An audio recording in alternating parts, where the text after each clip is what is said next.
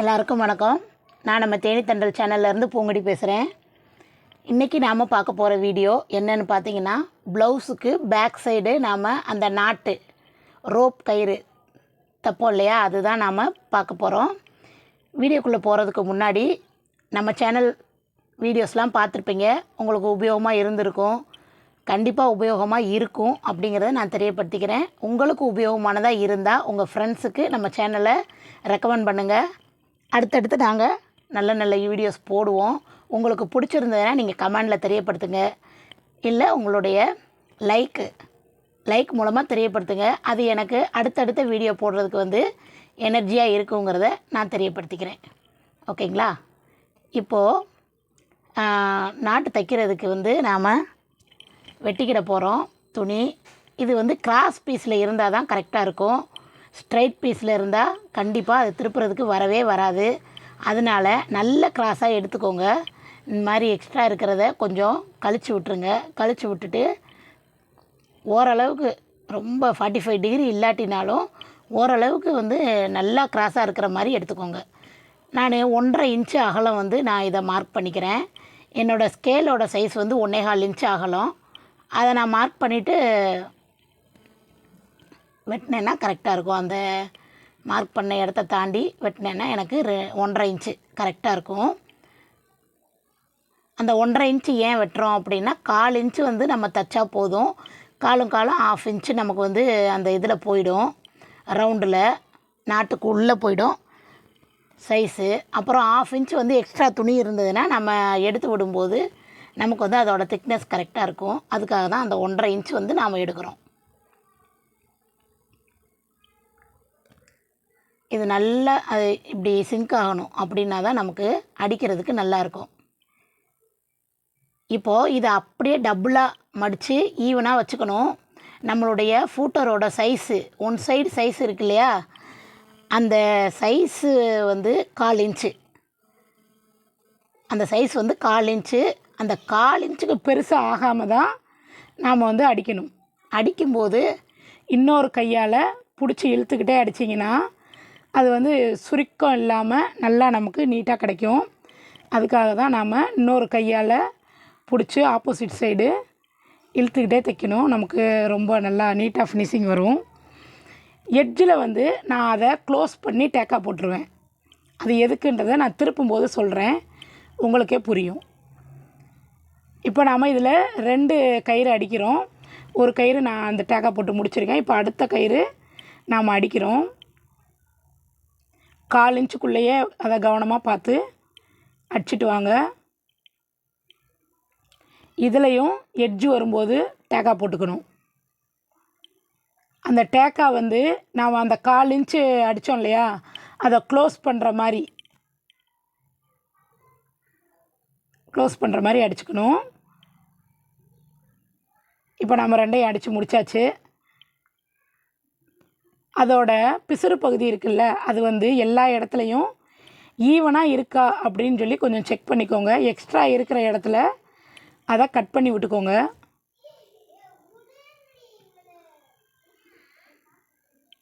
Extra இருக்கிற இடத்துல cut பண்ணி விட்டால் தான் நமக்கு உள்பக்கம் நல்லாயிருக்கும். நாம் இந்த ஊசியை வச்சு தான் நாம் திருப்ப போகிறோம் நம்மளுடைய நாட்டை. இப்போது அந்த நம்ம டேக்கா போட்டோம் இல்லையா, அந்த பகுதியை எடுத்துக்கோங்க.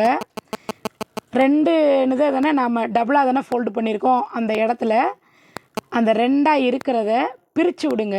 ஒன்றா பிசுரை பிரித்து விட்டுட்டு இந்த 2 விரலால் இப்படி லைட்டாக தேய்ச்சிங்கன்னா கீழே இருக்கிற பகுதி விரிஞ்சு கொடுக்கும். அந்த பிசுறு பகுதியை உள்ளே தள்ளணும்.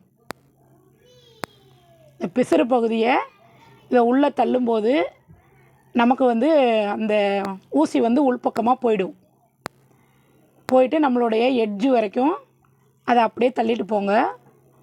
ஆப்போசிட் சைடு அந்த நுனை வந்ததும் எடுத்து விடுங்க. நுனி வந்ததும் எடுத்து விட்டுட்டு இப்போ நாம் ரொம்ப ரொம்ப ஈஸியாக, இது மாதிரி நான் யாருமே சொல்லி கொடுத்து நான் பார்த்ததில்லை, இது நானே கண்டுபிடிச்ச ட்ரிக்கு தான். ஏன்னா அது இதுன்னு சொல்லி ஏதோ ஒன்றை வச்சு நம்மளை திருப்ப சொல்லுவாங்க. அப்புறம் ஊசியில் நூல் கோர்ப்பாங்க, உள்ளே விடுவாங்க. அது எதுவுமே இல்லாமல் சாதாரண நம்மளுடைய ஊசியை வச்சு நான் இப்படி தான் திருப்பிக்கிட்டு இருக்கேன். நான் இன்னொரு முறை சொல்லித்தரேன். இந்த 2 விரலால் நீங்கள் லைட்டாக தேய்ச்சிங்கன்னா உள்பக்கம் நமக்கு விரிஞ்சு கொடுக்கும். பிசுறு பகுதியை வந்து நம்ம அந்த 2ஆக பிரித்து அந்த 2க்கும் நடுவில் இந்த ஊசியை வந்து நீங்கள் வைக்கணும். வச்சு அந்த நாம் 2 விரலால் பிரித்து விட்ருக்கோம் இல்லையா, அந்த இடத்துக்கு உள்ளே தள்ளணும். அந்த பிசுறு பகுதியை உள்ளே தள்ளினீங்கன்னா நமக்கு ஒரு ஹோல்ஸ் மாதிரி கிடைக்கும். அதுக்கு உள்ளே வந்து நாம் ஊசியை தள்ளணும். நாம் ஏற்கனவே டேக்கா போட்டிருக்கிறதுனால ஊசி நமக்கு உள்ளே கூடி போயிடாது. அந்த எட்ஜிலேயே தான் நமக்கு நிற்கும். நம்ம இது மாதிரி எடுத்து விடுறதுக்கு ரொம்ப ஈஸியாக இருக்கும். இது உங்களுக்கு ஈஸியாக இருக்கும்னு நான் நினைக்கிறேன் ஃப்ரெண்ட்ஸ்.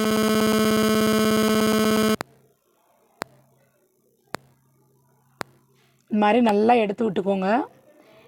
எடுத்து விட்டுட்டு லாஸ்ட் வரைக்கும் எடுத்து விட்டுட்டு இப்போது நமக்கு உள்ளே இருக்க ஊசி, அந்த ஊசியை நான் இந்த மாதிரி எடுத்துருவேன். ஊசி இருக்கிற தடமெல்லாம் எடுத்த தடமெல்லாம் தெரியாது. நீங்கள் அது வந்து பெரிய ஊசியாக இருக்கே தடம் தெரியும்னு நினைக்காதீங்க. அதெல்லாம் எதுவுமே தெரியாது. ரொம்ப நீட்டாகவும் ஃபினிஷிங் இருக்கும். இதை 2ஐயும் ஈவனாக வச்சு நாம் அதை கட் பண்ணி விட்டுக்கிறோம். ஒரே சைஸில் கட் பண்ணி விட்டுட்டு கீழே வந்து நாம் சுங்கு போடுவோம் இல்லையா, அதுக்கு ஒரு ஸ்கொயர் பீஸ் எடுத்துக்கிடணும். அந்த ஸ்கொயர் பீஸ் வந்து நீங்கள் என்ன சைஸில் வேணாலும் எடுத்துக்கிடலாம். நான் வந்து ஒரு 2.5 இன்ச்சு ஸ்கொயர் எடுத்துக்கிறேன். சின்னதாக வச்சா போதும், சின்னதாக இருந்தால் அழகாக இருக்கும். அதனால் அது ஒரு 2.5 இன்ச்சு ஸ்கொயர் எடுத்துக்கிட்டால் போதும். ஓகேங்களா? இப்போது இந்த ஸ்கொயர் பீஸை வந்து அப்படியேவும் அடிக்கலாம். அப்படியே அடித்தோன்னா அதனுடைய பிசுறு வந்து எட்ஜு வந்து அப்படியே நூல் பிரிஞ்சு வர்ற மாதிரி இருக்கும். இப்போ நாம் என்ன பண்ணுறோம், அதை ஒரு ட்ரையாங்கிள் ஷேப்பில் கொண்டு வந்து மடித்த பகுதியை அடிப்பக்கம் இருக்கிற மாதிரி வச்சுக்கிறோம். மேல் பக்கம் வந்து அந்த நாட்டோட எட்ஜு வரைக்கும் நாம் கிராஸாக தையல் போடணும். நாம் அடித்து விட்றது, நாம் நாட்டு திருப்பி இருக்கோம் இல்லையா, அந்த கயரில் நுனியில் வந்து நல்லாவே தையல் விழுகணும். அதோட நுனியில் தையல் இருக்குதாங்கிறத செக் பண்ணிக்கோங்க. ஓகே, இப்போது மறுபடியும் நல்லா கிராஸாக இன்னொரு தையல் அடித்து விட்டுக்குங்க.